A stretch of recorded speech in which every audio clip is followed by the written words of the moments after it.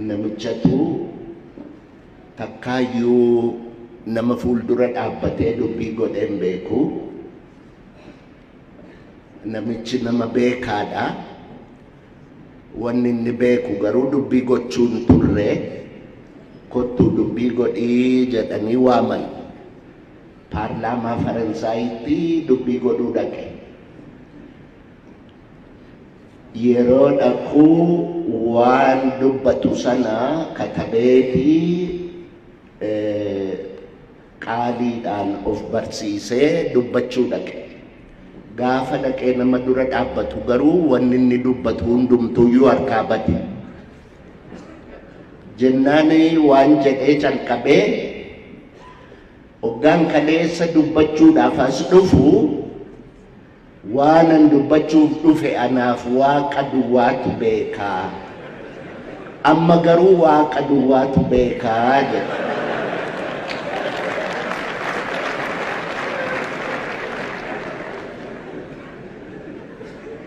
Kan kosa akkanuma fakkaata.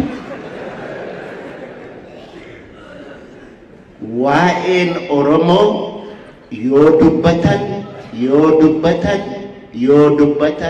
miidhaan Oromoo irra gahe yoo dubbatan waan dhumu miti. Garuu miidhaa kana hundaa danda'anii dhaloota har'aatiif lubbuu isaanii kennuudhaanii sirna duriyyee sirna haraamuu danda'anii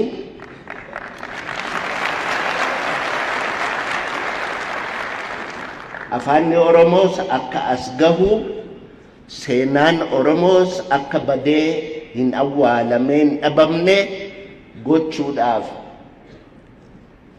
warra lubbuu isaanii kennan isaanii warra barabaraan jiraatu warri akki Abubakar Muusaa maqaan isaa har'a asitti hin ka'in guyyaa qubee kanaan waa katabuun dhowwaa ture. Halkan ijoollee walitti qabee ammayya amuumaa ajjeese abbaan addeessaa aduudha addooyyeettoo duu odeesse bakkaafaaf bakakkoof bofu boraatii bofaa barbaadu bareeda birraa barana badduus badeensi barbaada caalaa caamaatiif mucaa caamaa sana kan utuu mucucaanne cehee cuncuna coree miicee cuunfee michiiree coqorsa caffee caamaa isin cufti callisaa caqasaa jechaa ijoollee barsiisaa ture. Abubakar Muusaa leenca ituu humbannaa ajjeesanii waraabessi nyaate. Dargiitu ajjeesa.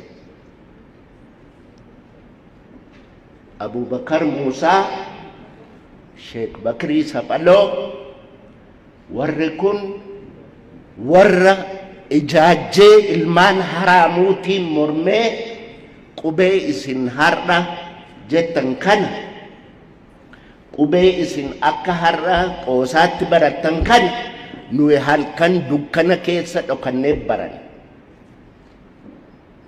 akka inni ifatti ba'uu fi warra akka Abubakar Muusaa fa'itu warra akka Sheek Bakrii Saphaloo fa'itu lubbuu isaanii kenna. Qubee amma jettan kana